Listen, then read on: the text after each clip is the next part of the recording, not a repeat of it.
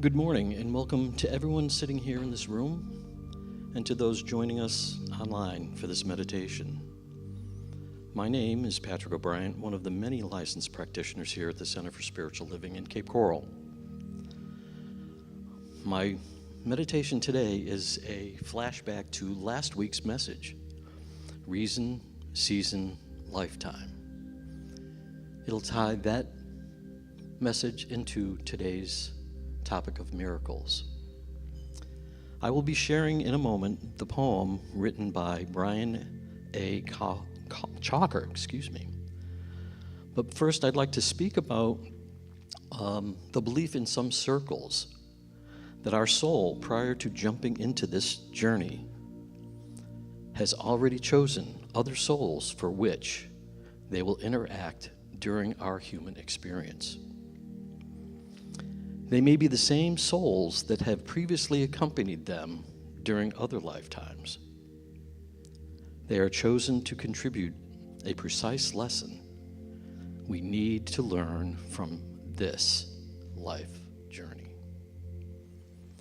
Brian's poem, reflecting on the transient nature of relationships and the importance of recognizing the purpose of each person, serves in our life.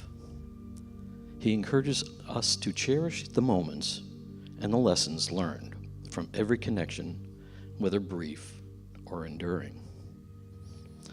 I invite you to get comfortable where you may be, close your outer eye, and open your heart and your mind. Taking a deep, relaxing breath, feel the tension release from your shoulders.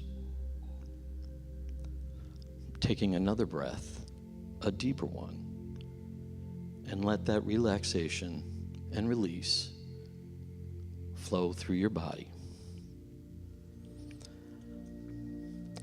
Stepping into this time and the space, let your breath find its natural rhythm. Reason, Season, or Lifetime by Brian A. Chalker. People come into your life for a reason, a season, or a lifetime. You will know what to do for each person. It is usually to meet a need you have expressed, outwardly or inwardly, to aid you physically, emotionally, or spiritually. They may seem like a godsend, and they are. They are here for a reason you need them to be here. This person will say something or do something that will bring the relationship to an end. Sometimes they die. Sometimes they walk away. Sometimes they act up and force you to take a stand. What we must realize is that our needs have been met, our desires fulfilled. Their work is done. The prayer you sent up has been answered, and now it is time to move on. When people come into your life for a season, it's because it's your turn, or your turn has come to share, to grow, to learn. They bring you an experience of peace, or they make you laugh. They may teach you something you have never done. They usually give you an unbelievable amount of joy.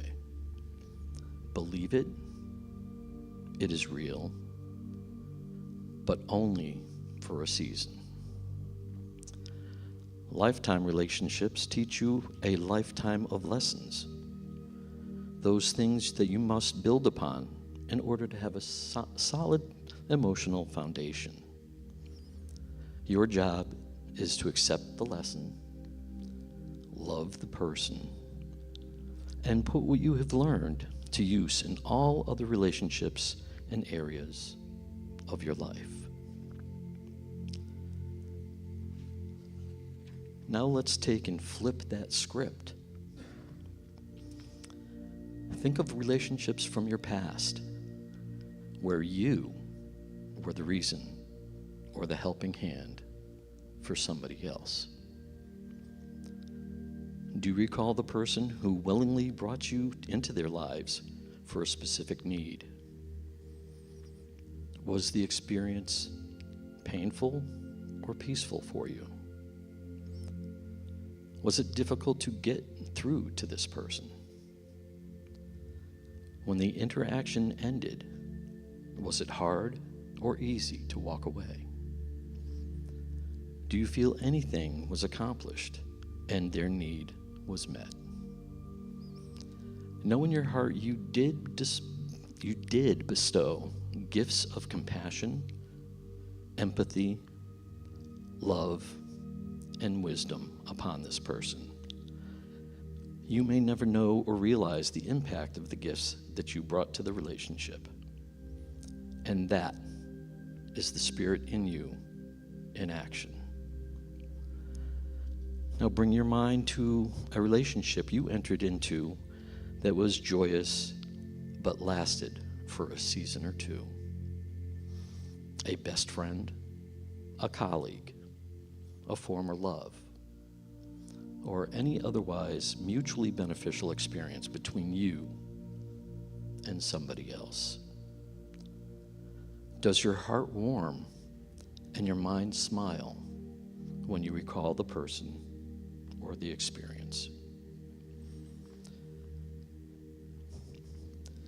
Do you think you both grew in some way as a result of this experience?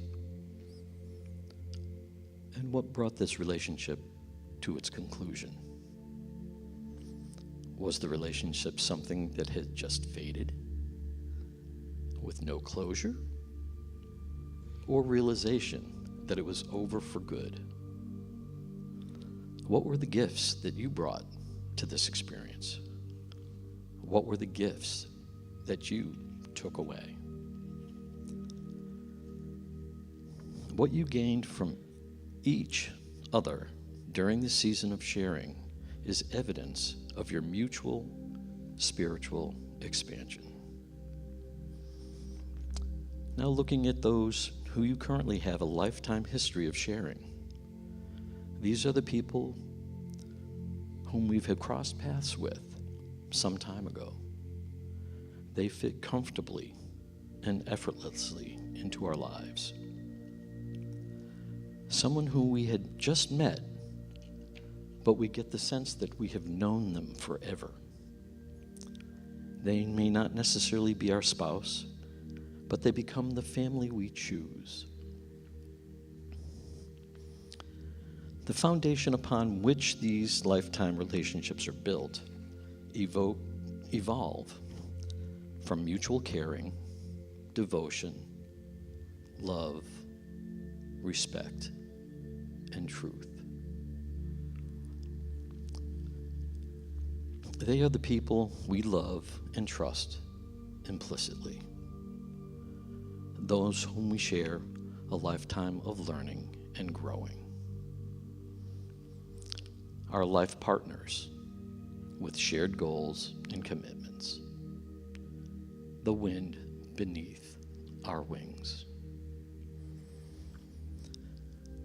As we consciously reflect upon those who have impacted our lives and those whose lives we have impacted, let's us acknowledge every life lesson, each reason, each season, and each lifetime relationship that has been bestowed upon us. With thanks and gratitude, let's take a few moments of silence.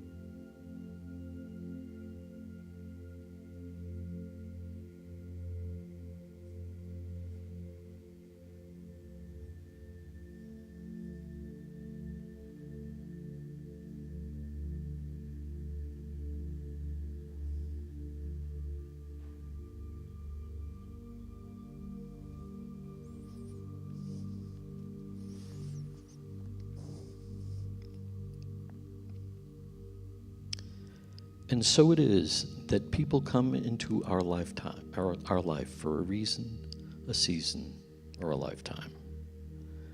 We will know what to do for each person.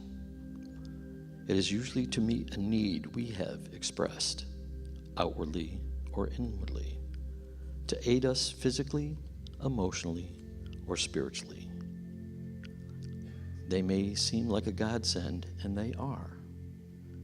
They are here for the reason we need them to be here for. This person may say something or do something to bring the relationship to the end. Sometimes they die, sometimes they walk away. Sometimes they act up and force us to take a stand. And what we must realize is that our needs have been met and our desires fulfilled. Their work is done.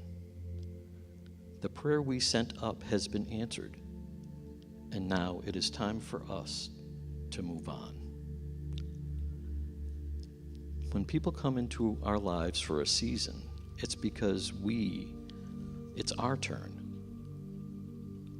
to come and share and grow and learn. They bring us an experience of peace and make us laugh. They teach us something we have never done before. They usually give us an unbelievable amount of joy.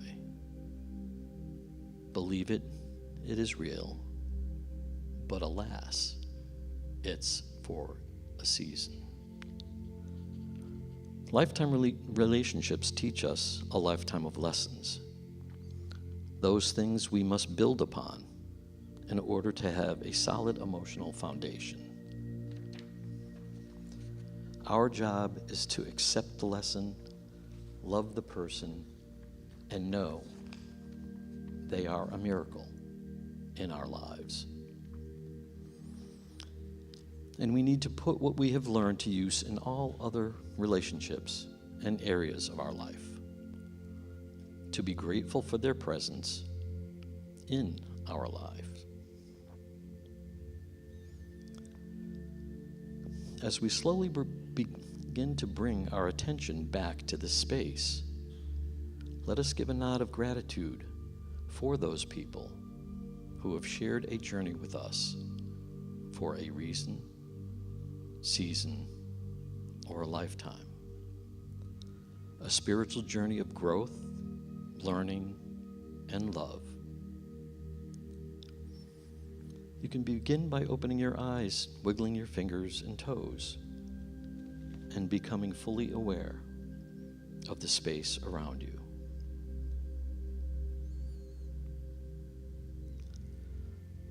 You are welcome to stay here, reflecting upon your reason, season, and lifetime. Or you can choose to go out into the lobby for some conversation and coffee. And I thank you for joining me for this meditation. You are loved. Namaste.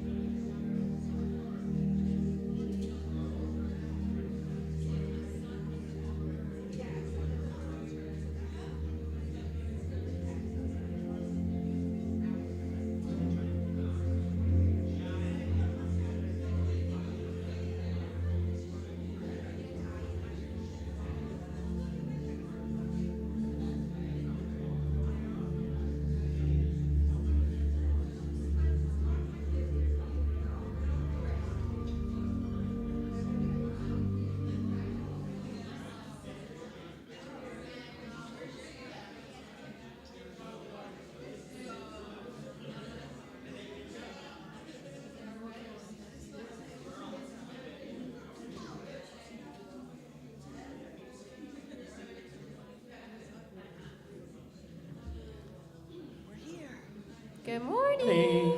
Good morning. Welcome, welcome. We're the Big Love Band, and we're going to bring the love this morning, so feel free to stand with us And join us. and get your blood flowing with Let Your Love Should know Flow. this by now. Works out perfectly. Sing along, sing along.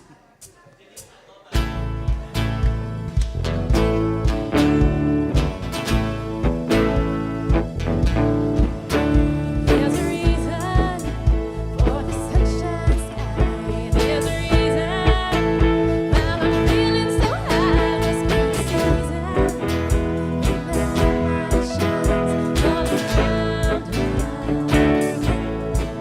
So let that feeling grab you deep inside and send you reeling where your love can't hide and make you stealing through the moonlit nights.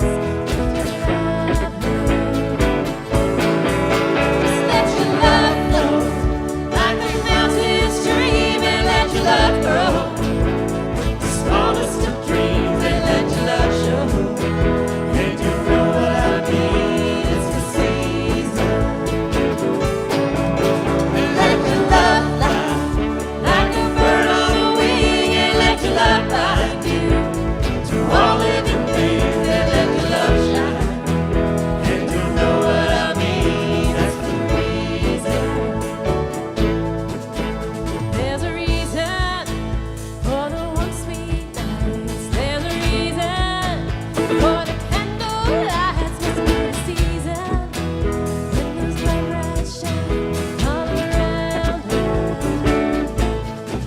So let the wonder take you into space, make you wonder. It's love and embrace, just feel the thunder as it warms your face. You can't hold back. Just let your love flow like a mountain stream, and let your love grow with the smallest of dreams, and let your love show. And you know what I mean, it's the season. And let your love fly like a bird on the wing, and let your love bind you to all living things, and let your love shine. And you'll know what I mean, that's the reason. Come on. And let your love flow like a mountain stream, and let your love grow with the smallest of dreams, and let your love show. And you'll know what I mean, it's the season. And let your love fly like a bird on the wing, and let your love bind you to all living things, and let your love shine. And you'll know what I mean, that's the reason. And let your love shine. And you'll know what I mean, that's the reason.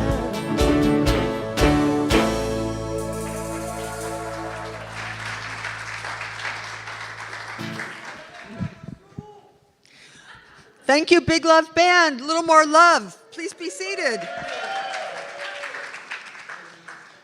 Oh, good morning, good morning. What a wonderful, beautiful Florida morning we have. My name is Reverend Denise Schubert. I'm the spiritual director here at this amazing community. First of all, just to let you know, for those, how many of you attended Dr. April's Pure Imagination concert? It was so much fun. Yes, so such a unique person, a unique individualized expression of God, sharing her life's journey in a different kind of experience, because there was a lot of classical music and song, Baroque singing. It was really, really good. So she's not in the house today, I don't think, but thank you, April. So we have a couple first-time visitors here. I'm not going to ask you to do anything weird. Can just raise your hand. We want to welcome you with a proper CSL welcome. Thank you for joining us. Now we have shortened our purpose statement by 10 words. Does that make you happy? Yes, I thought it might. So we're going to try it out today for the very first time. Are you ready? All right, let's do it. As unique and individualized expressions of God, we are here to inspire, educate, and empower each other to practice kindness, compassion, and forgiveness daily. Study the science of mind and spirit, and embody unconditional love. Our purpose is to be a beneficial presence everywhere we are. Simply, we are here for God. Yes? And so it is. I'd like to thank Mark Lambert. He actually sent a little that over, and we kind of liked it. So this is our final weekend, our final week of A Return to Love, Sowing Seeds of Love for our February theme. And today's topic is miracles, so I can't wait to get into it with you. The children, our youth, are free to leave and go to their youth program right now. The rest of you are going to get up and meet each other, so just greet the people around you to create some community.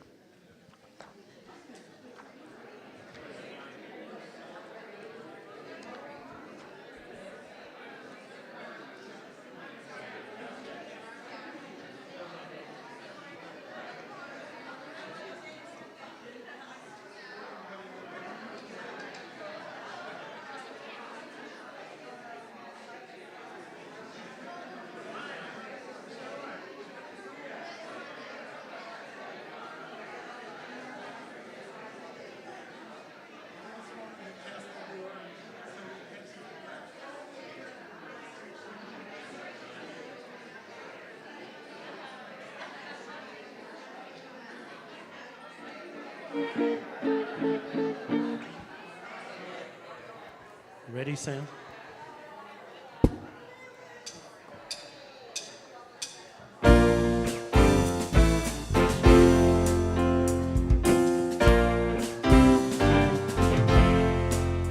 In the name of love, with a heart of grace, overflow in us, decorate this place.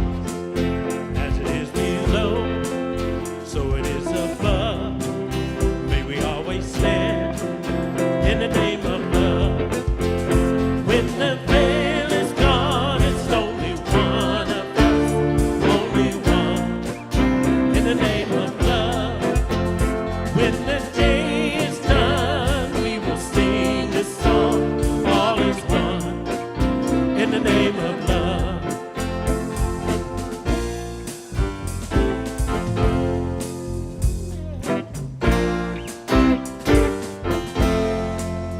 In the name of love, may we always be seeking out the best till we all are free, living in a world we've been dreaming of, where we stand as one in the name of love.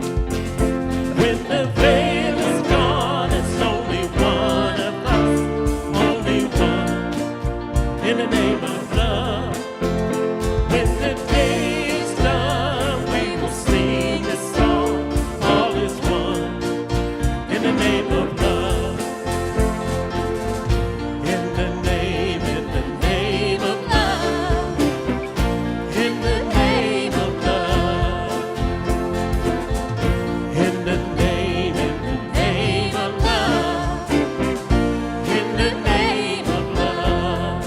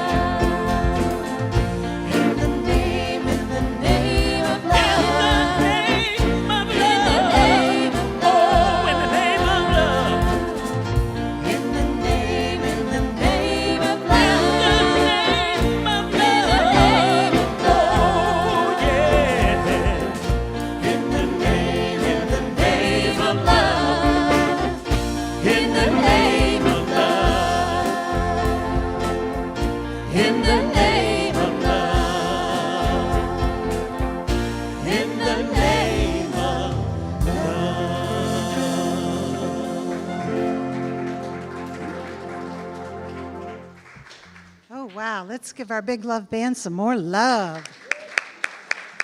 Aren't they fabulous?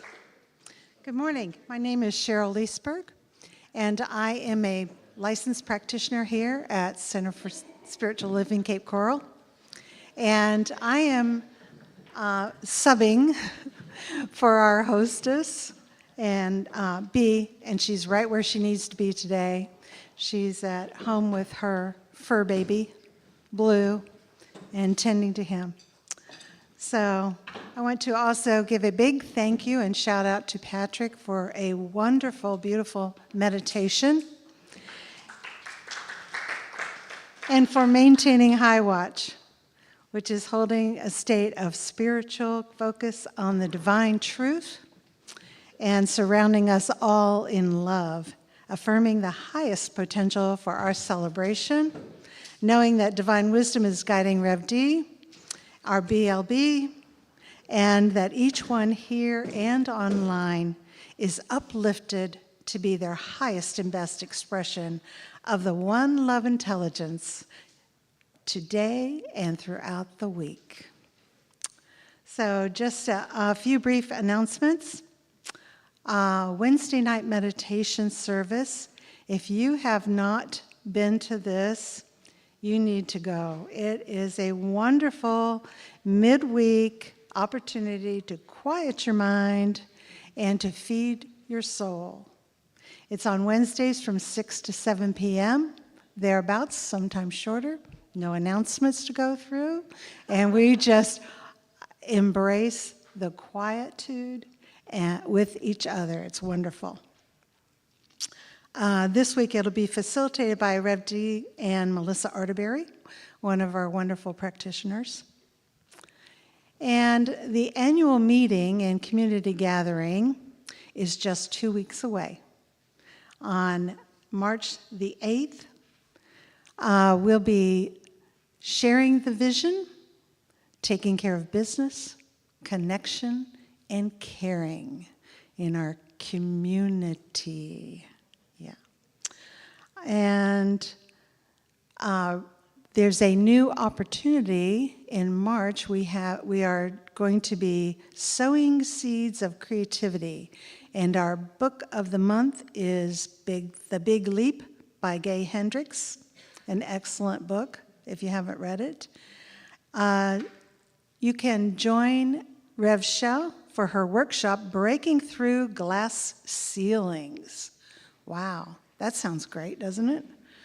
And it's based on Gay Hendricks' book.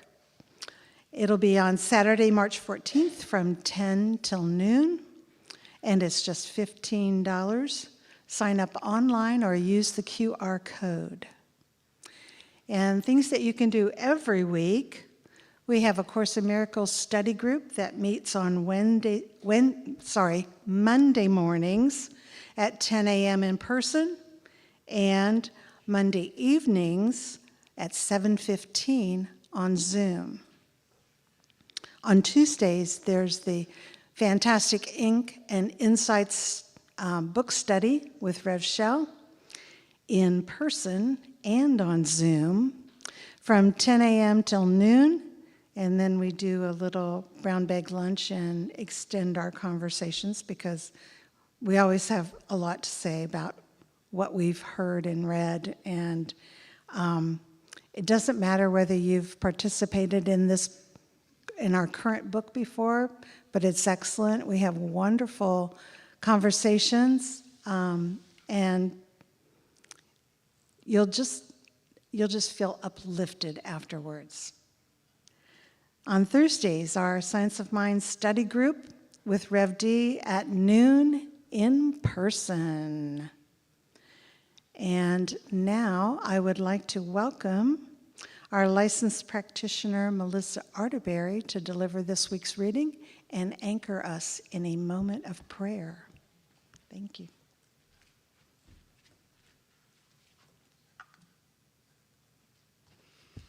Hello, hello, beloveds.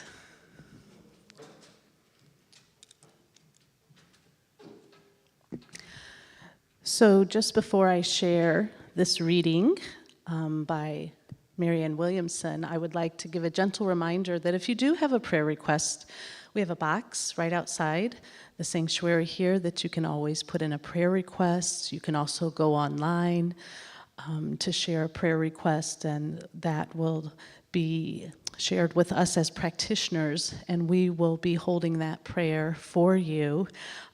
It is our great privilege as practitioners to be the prayer arm here at the Center for Spiritual Living.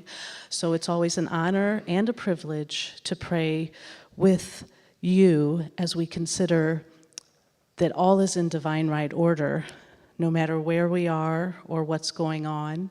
And there will be an opportunity after the service, at the end of our service, to come up and have a 1-minute miracle. So as our beloved founder says, change your thinking, change your life. Prayer is one of our magnificent tools to help us shift in our thinking to align with our highest self. So please take advantage of that opportunity later in this service. If we treat miraculous principles like toys, they will be like toys in our lives. But if we treat them like the power of the universe, then that is what they will be for us. The past is over. It doesn't matter who we are, where we came from, what mommy said, what daddy did, what mistakes we made, what diseases we have, or how depressed we may feel. Your future can be reprogrammed this moment. You don't need another seminar, another degree, another lifetime, or anyone's approval for this to happen.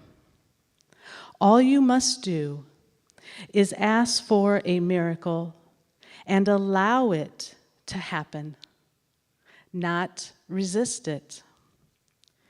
There can be a new beginning, a life unlike your past. Your relationships shall be made new. Your career shall be made new. Your body shall be made new. Our planet shall be made new. So shall the will of God be done on earth as it is in heaven. Not later, but now. Not elsewhere, but here. Not through pain, but through peace. So be it. Amen. So now is the invitation, beloveds, to close the outer eyes if that feels right. As we begin to focus on the breath, knowing that we are all breathing that one life, that one perfect life, and allow what may be on your heart to bubble up, that we may be in the light with it, whether it's something for yourself, whether it's something for another beloved, a particular circumstance, something that you are facing. As we know that we are never alone, we allow this to surface. We allow the light, the one power, the one presence, the one love to cascade it, whatever this is for you right here and right now, as I share what I know. And that is, there is one power and one presence that is miraculous, that is back of everything seen and unseen. That is this unconditional love that is exquisite and compassionate.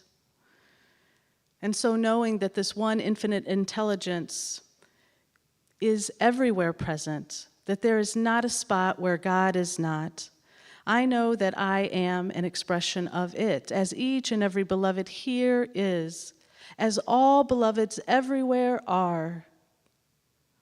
And so I see this love having its way with each and every one of us.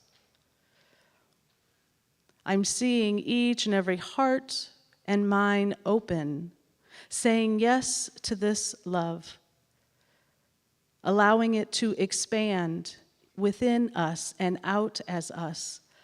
And so I bless this service as each participant has said yes to this love, participating with open hands and open hearts, speaking love in song, speaking through technology, knowing that Spirit is speaking through Reverend D so beautifully today. Seeing all of us with open ears and open hearts to receive the message that is ours to take away. And so please join me now as we anchor this prayer and we say, and so it is.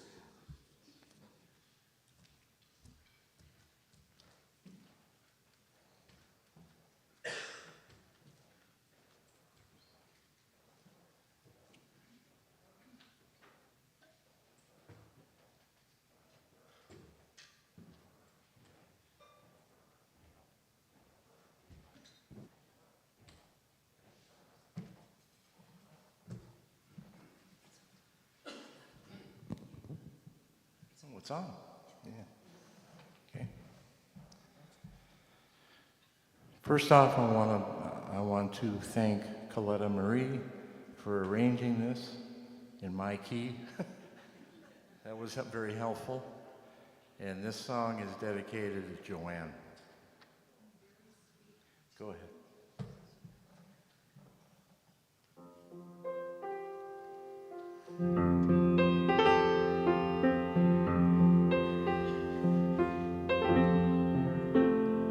I was standing all alone against the world outside. You were searching for a place to hide, lost and lonely. Now you're giving me the will to survive. When we're hungry, love will keep us alive. Don't you worry, sometimes you just gotta let it ride. The world is changing right before your eyes. But now I've found you. There's no more emptiness inside. When we're hungry, love will keep us alive.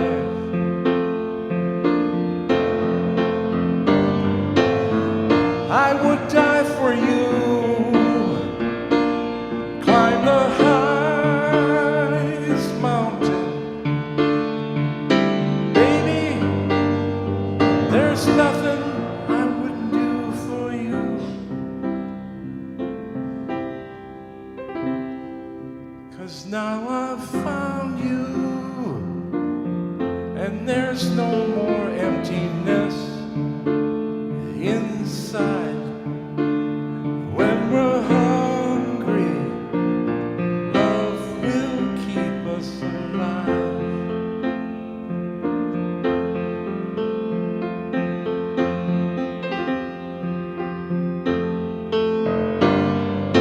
I would die for you, climb the highest mountain. Baby, there's nothing I wouldn't do for you.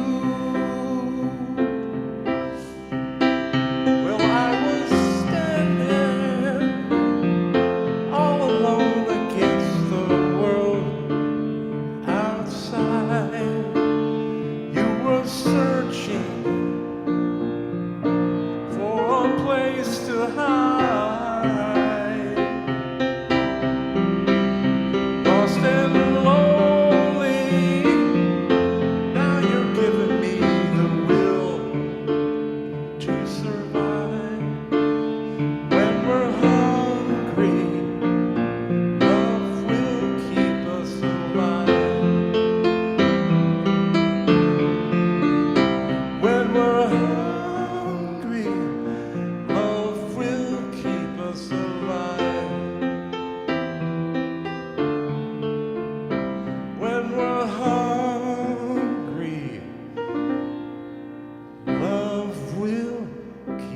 us alive.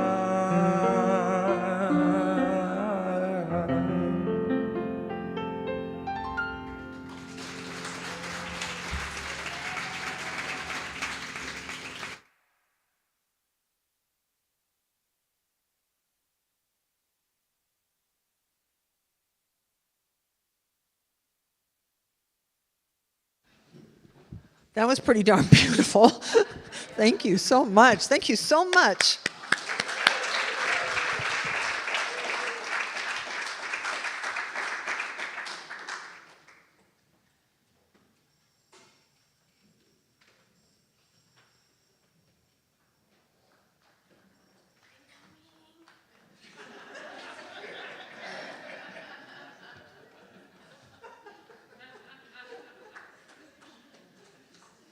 When we're hungry, love will keep us alive.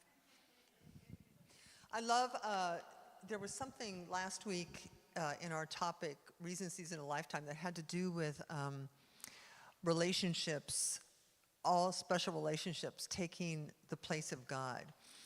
I don't know if that's true or not, but what I do know is that all love songs are about the love of God. All true love is about, all unconditional true love when it's expressed, received, or given is all about really the love of God. Because the word love and the word God are what? The same word, exactly. So as we move into our last week, we're moving into miracles. I just love, we do 1-minute miracles here every week after service. So miracles is, I think, a good conversation to have, because we tend to think that miracles are done by special people. So there's something about doing a miracle, like Jesus did miracles, right? Our avatars and special people do miracles. But really, Course in Miracles says something different. So the definition of a miracle in the dictionary is this: a surprising and welcome event that is not explicable by natural scientific laws and is therefore considered to be the work of a divine agency.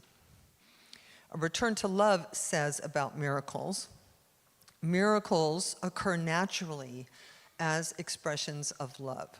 They reflect a shift in how we think, releasing the power of the mind to the processes of healing and correction.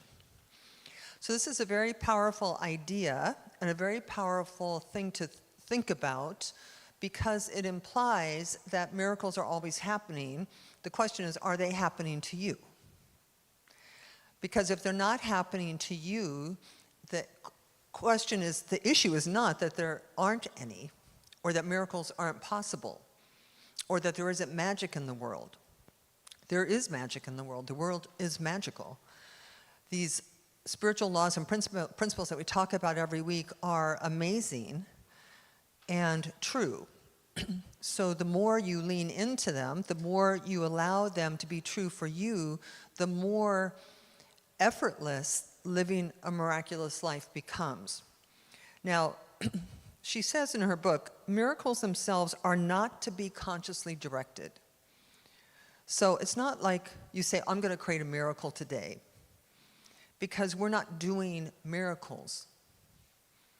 We're allowing them. Now, you can ask for one. Dear God, please, I need a miracle. Not that we're actually praying to someone outside of ourselves, but it is our way of addressing the divine reality that surrounds us and that is within us. She says they occur as involuntary effects of a loving personality, an invisible force that emanates from someone whose conscious intention is to give and receive. Love as we relinquish the fears that block the love within us, we become God's instruments, we become his miracle workers. So,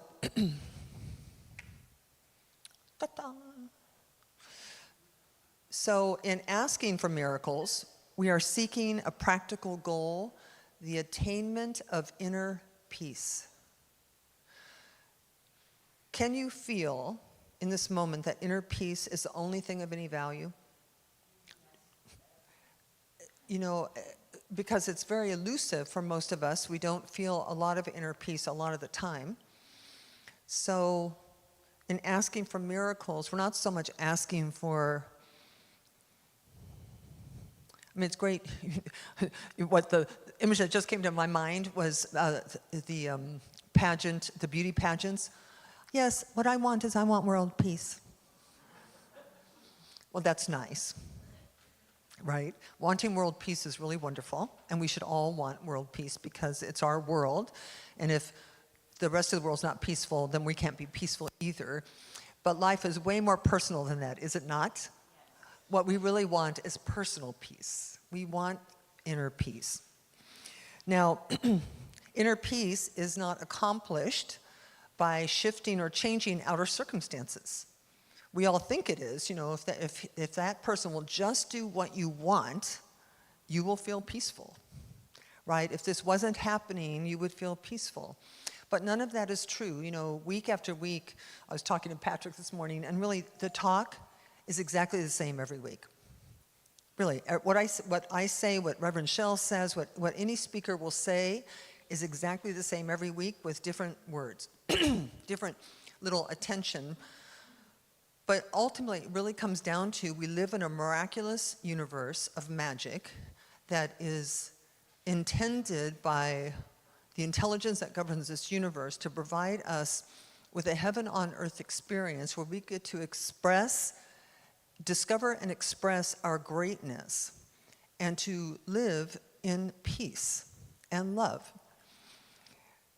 That's it. And if it's not that way, then it's not that way for us. So we're working on ourselves, always working on ourselves. So the good news is that our holiness reverses all the natural laws of the world. So as long as we are living purely in our human identity, then we are living in the world of cause and effect, in the world of karma, in the world of matter.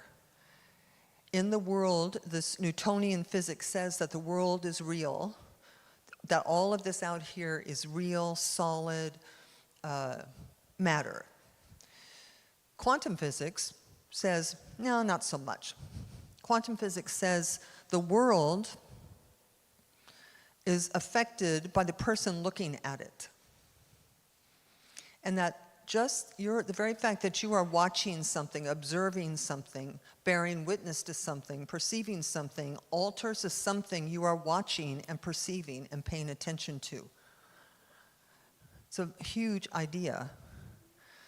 So the observer, it's called the observer effect, and it simply says that there's nothing out here that your presence doesn't alter by your observing it. So when you are living life from a purely egoic or purely conditioned or purely human perspective, you are under the laws of the world, which is kind of scarcity, loss, fear, doubt, worry, otherness, separateness. And when you're living from your spiritual identity, you move beyond the restriction of time, space, distance, and limits, which is why miracles can happen. And by the way, miracles, in God there is no order of miracles. There's nothing too big or too small. But how many of you have experienced inexplicable good coming into your life at exactly the time you needed it, without your having to make it happen? Yes. And really, one of the core messages today about miracles is you have to let them happen. You have to make them welcomed. And this could be finding a place to live. This can be a relationship. This could be a new car. This could be peace of mind. So it's not limited to things, nor is it limited to states of being. A miracle is What's the purpose of a miracle? The attainment of inner peace. So, because thought is a creative level of things, that is a core message too every week, is it not? Thought creates. Your thought creates. Your thought influences. Your thought molds. Your thought allows. And since thought is a creative level of things, then changing your mind is the ultimate tool of self-empowerment. Now, this is not, changing our minds is not easy, or we would have all done it already. Because we believe that our minds, that what we think and what we know to be true is true. And another way of saying that is we think we're right. And as long as you think you're right, or as long as you think what you think, whatever it is you're thinking is going to show up for you as evidence of your rightness. It's a vicious circle. Can you see that? So the challenge then is we have to break out. You can't move the pieces around within that circle and hope for different results. You actually have to step outside the circle. You have to think a new thought. And part of it simply just begins with being willing to not be right. Have you ever talked to somebody who they're wanting a miracle in their lives, whatever it is, and you will offer solutions or ideas? Why don't you try this? No, I tried that already. Oh, okay. How about if you, let's try this. No, my friend tried it and it didn't work for them. That's not going to work for me. Can you see the resistance to the miracle? And it's not because people are stupid or because they're resistant by nature. It's because we've been trained to think that the outer world is fixed and solid and that miracles aren't possible for us. And so it's not so much that we resist them, we just don't know how to let them be. So today we can actually begin to look at how can we become more miracle-minded. Now, this is not all fun and games, because what happens, I'm going to tell you what happens. I'm just going to lay it out. This is the truth.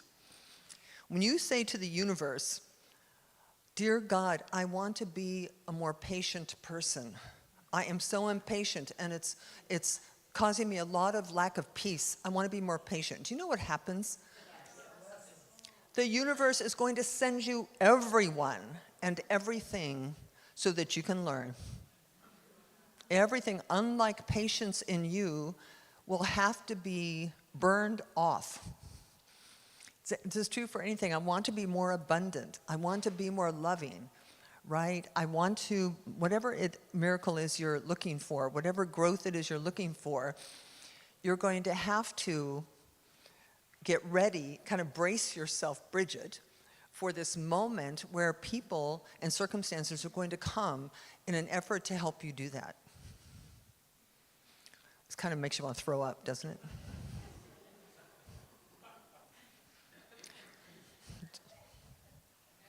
It would just be so much easier if the world could change. It would be so much easier if God would just smite them. I mean, why do you have to change? It's just not fair. So Marion says in this book, everyone has love in their hearts, so why does the world reveal so much hatred? And her answer is this. She said, because people are more committed to fear than they are to love. So perhaps this whole conversation about miracles has something to do with commitment, our commitment in doing and going through whatever we need to do and go through. She also says in this chapter, it's absolutely fruitless to say to God, please manage the situation, but don't ask me to change my mind. So again, we're left with being responsible, not only for ourselves, but for the whole world, Sadhguru, who's a wonderful Indian guru, who's you can see on YouTube quite a bit these days, big guy with lots of hair. Why did I bring him up? I don't know. I just don't know. So we'll move on. So God heard our prayers, and God has sent help. God, she sent you. It's a wonderful idea, isn't it? That God, we pray, and then we say, why isn't God answering my prayers? Why isn't it working? Because we're looking for something out there to change, rather than looking for us to change something out there. She says, we are here on a mission to save the world through the power of love. The world needs healing desperately, like a bird with a broken wing. Everyone knows this, and we have prayed. And God heard our prayers and answered our prayers. God sent you. So the question is, are you a miracle worker? So, to become a miracle worker means to take part in a spiritual underground that's revitalizing the world. Participating in a revolution of the world's values at the deepest possible level. This means creating a revolution in yourself to change at the deepest level within you. Now, I know some of you, and I know most all of you, but I know some of you operate at a very deep level already, that you are already love masters, that you are already miracle workers. And I know some of you are kind of new to these ideas, and so there's probably like, what does this mean to be, am I a miracle worker? And it could be said, to make it simple, am I a person who is spreading love, positivity, optimism, positive expectation, upliftment, peace, and enlightenment everywhere I am? Or am I just a cranky person in my car flipping off the person next door to me? Or angry at my neighbors, or unforgiving towards my family, or whatever it is? Are you that person? Michael Beckwith, in his book Spiritual Liberation, which we'll cover later in this year, says, architects of the beloved community, also known as miracle workers, are spiritual revolutionaries who realize that the solution to global changes is a spiritual one. Bless you. You're welcome. We didn't need to do all that, but is a spiritual one that conquest through war is at best temporary. Conquest by love is permanent. He goes on to say that love is not an emotion. You know, we tend to think of love as, I love you. Actually, what did Dr. April say yesterday? She said there are 4 expressions of love in operas. I love you, you don't love me. You love me, but I don't love you. The 3rd is I love you, and the 4th is I hate you. But we're not talking about that kind of love. We're talking about something that will, as the reading was today, that will renew your body, renew your finances, renew your relationships, renew everything there is to be renewed about you. Life begins new when you shift from a Newtonian perspective to a quantum physics perspective. When you understand that who you are is so powerful, so influential, and that your happiness, your peace, your success, your music, your creativity is all within your power. You just have to let it be that way. Now,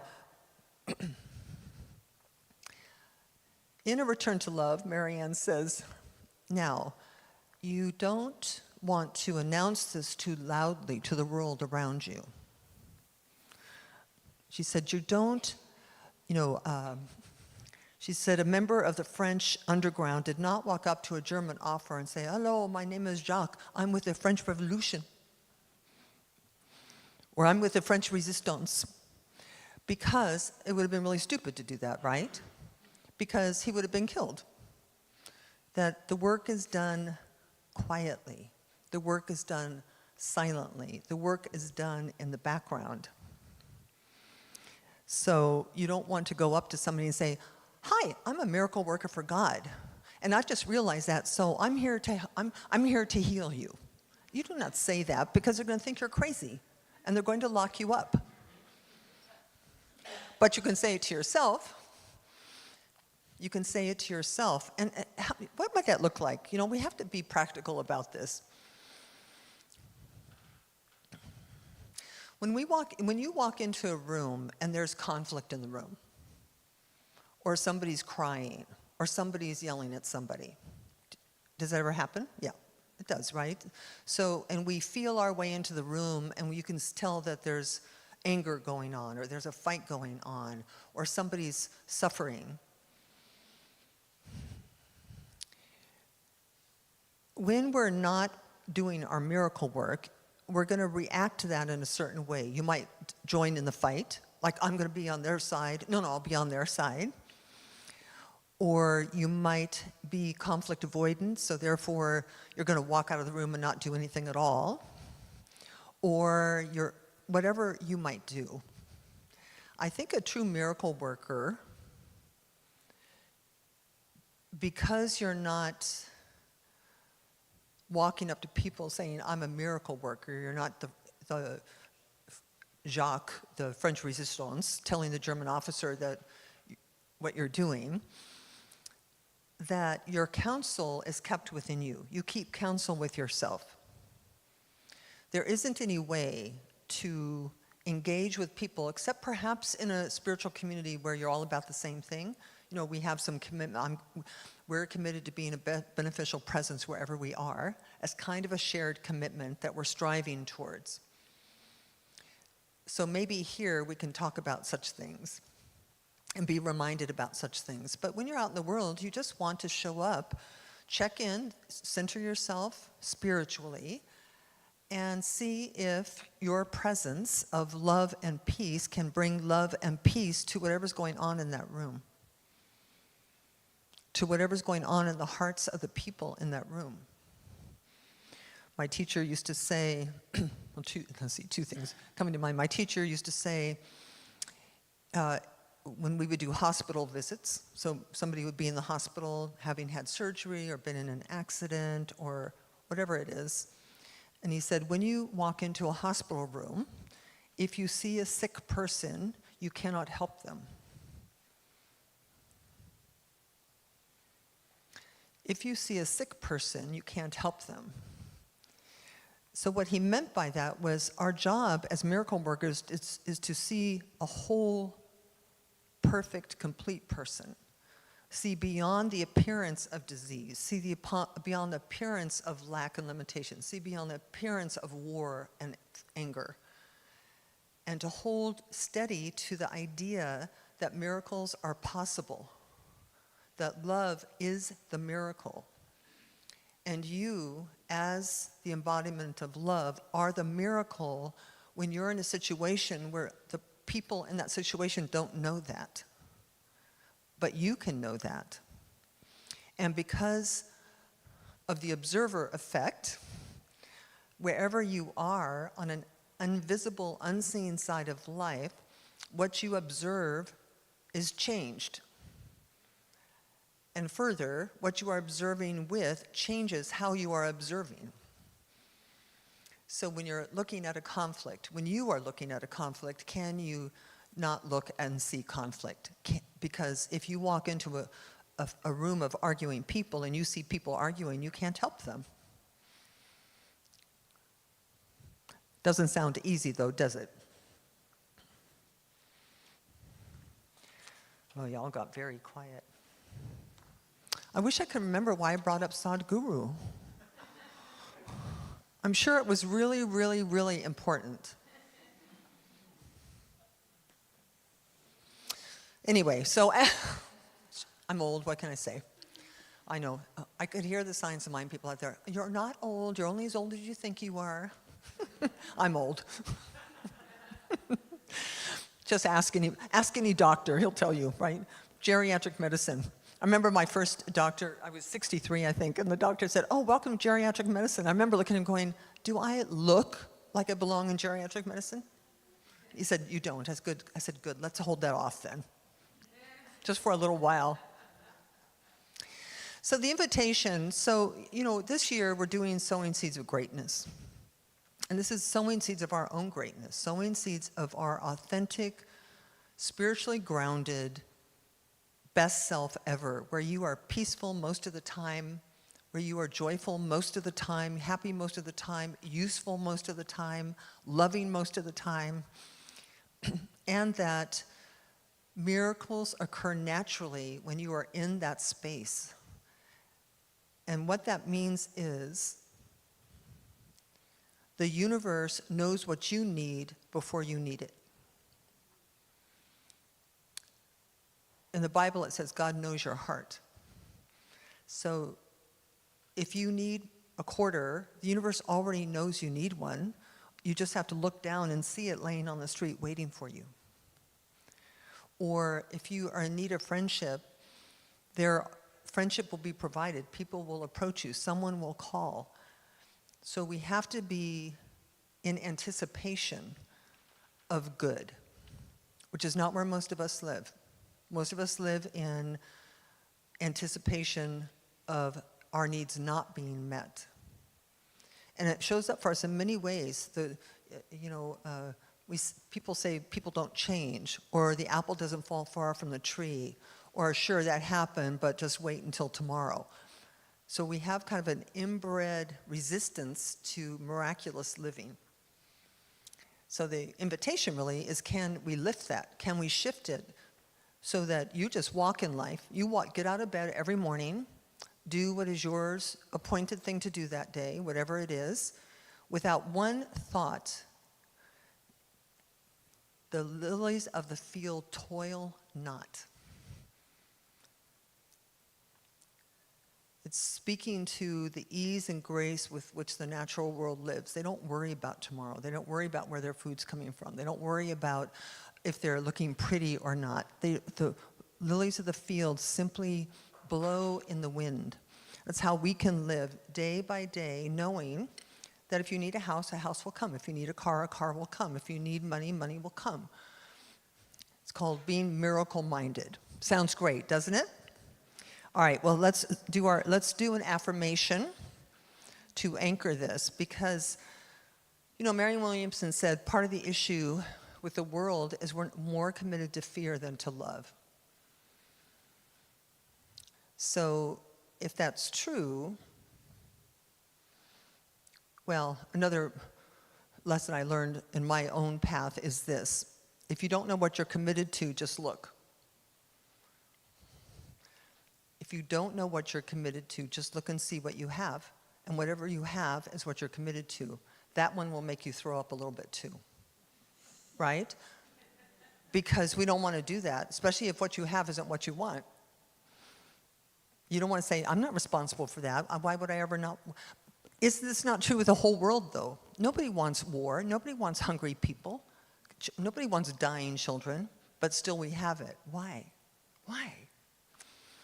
It's because I think we just, there's something, we're being called to grow up, or being called to step up, or being called to spirit up, or being called to change our minds about who we are, which will allow us to change our minds about who other people are as well, because we are one. All the good, bad, and the ugly. I'd like to say God's everywhere or nowhere. It can't be both. It can't be God's only in you and not in you. Everywhere or nowhere. I choose everywhere. Do you choose everywhere? Yes. All right, so here's our affirmation. I'm going to read it first, and then you'll read it very loudly and with enthusiasm. So me first. Today, I exchanged my ego mind for a miracle mind. I acknowledge miracles as a divine reality and accept that miracles are possible. I take a stand for my world by cultivating inner peace, calm, and clarity, and by spreading that vibration everywhere that I am. Now you, whoops, sorry, now you.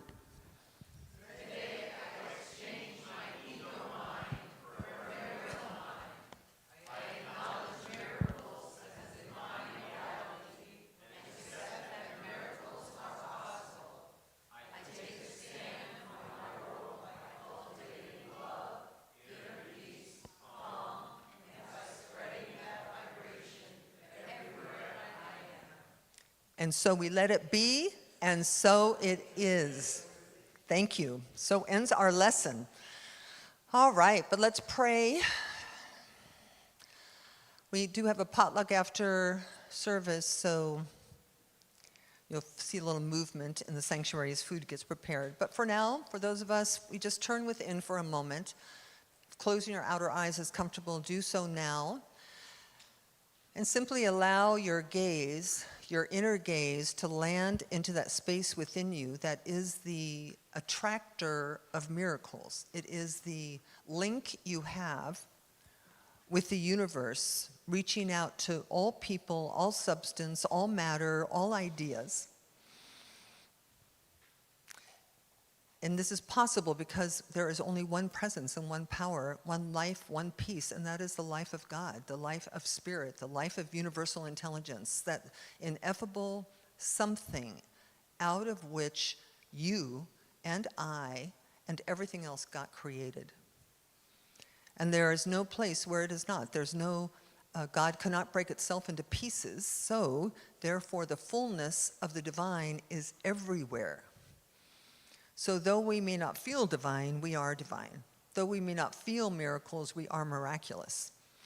And so cultivating and using these spiritual laws and principles, I speak this word for and about you and for about anyone within the sound of my voice, acknowledging that which already is. You are a miracle worker. You are imbued with enough love for the entire world. You are a magnet for attracting everything you need to be a miracle worker. I like to say that whatever you are seeking, it is seeking you with equal fervor. So all that is necessary is to let it in, to make it welcomed. And so I join with you in releasing anything that would block, hinder, or obstruct any old idea about yourself, any old idea about your family, any old idea about the world, anything that you're holding to be true that is manifesting in the world as something you don't like. Stop manifesting it and start manifesting what you do like and what you do want and what the world needs. And so I'm grateful. I'm grateful that changing our minds is possible. And that in the changing of our minds, the changing of the world and our lives is possible. I am so grateful for that. And I simply just release this word that I've spoken into this manifesting power that we call the law of mind, knowing that even now, the demonstration and the manifestation is taking form, and we don't have to worry about it for 1 minute. We simply go about our business expecting and accepting the miracle. And so with great joy, comfort, and peace in knowing this, we simply just let it be together by anchoring this prayer and saying, and so it is, amen. Thank you. Thank you, community.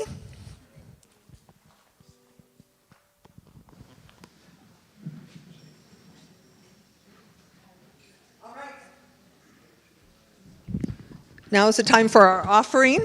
This is our community's opportunity to support itself financially.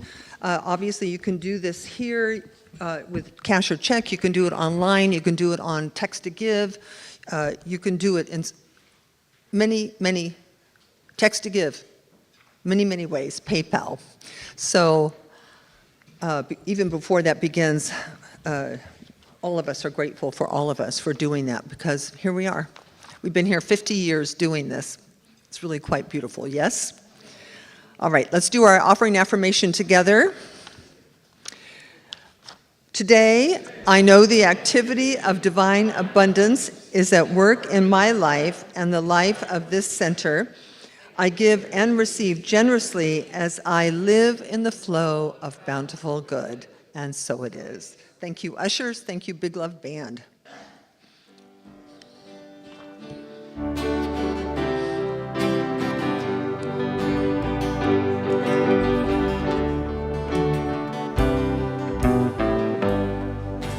Standing as one in the presence of the power, standing where others have stood.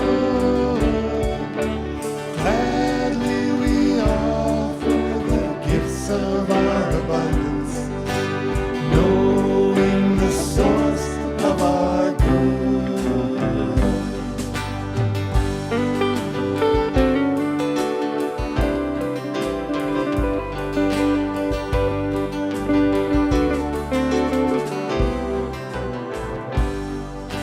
Standing as one in the presence of the power, standing where others have stood. Gladly we offer the gifts of our abundance, knowing the source of our good. And so we just take a moment to bless this energy that we call money, which is purely the energy of love. And given with joy and generosity, it cannot help but lift this community into its next, whatever, best yet to be, the spiral evolution of becoming that we are as individuals and as a community. God bless you. God bless it. And thank you. All right. So, final thoughts. Next Sunday, right after service, I'm going to be conducting kind of a visioning and a spirit download for our outreach community, our outreach ministry, which means how we as a community want to interact with the community around us, Fort Myers, Cape Coral. How do we want to be in miracle workers for that community? So that's next Sunday, right after service for about 45 minutes. So if you're interested in that, that's great. And also, we have other teams needing participation and leadership. So maybe we'll do a visioning, maybe we'll kind of hold the space for all of those things. So if just plan on staying after service maybe next week for a few minutes. And also, the foundations class starts Tuesday. We have 10 wonderful people. I'm so excited, and there's still room for you if this has been on your mind. So I think that's it. If you want prayer, please come up for prayer after service. The practitioners will come forward, and you may get a 1-minute miracle from them. If you've never had one, maybe today's the day to get one. And let us sing out.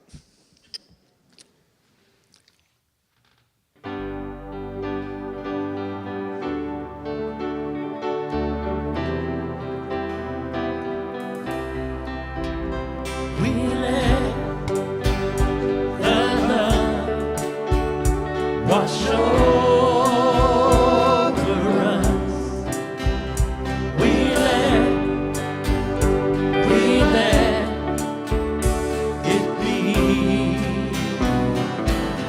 We let peace. We let the peace wash over us.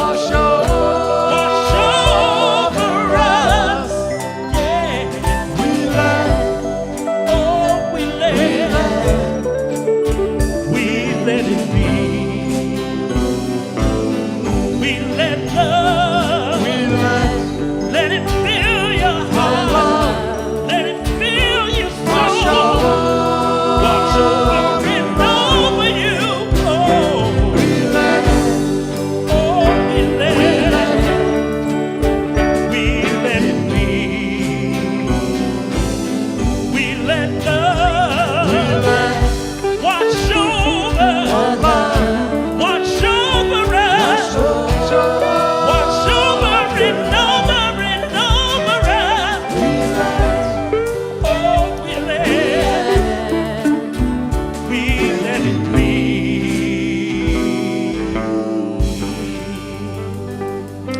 And so go out into this world, spread your love around, be a miracle worker, stay for the potluck, and God bless you.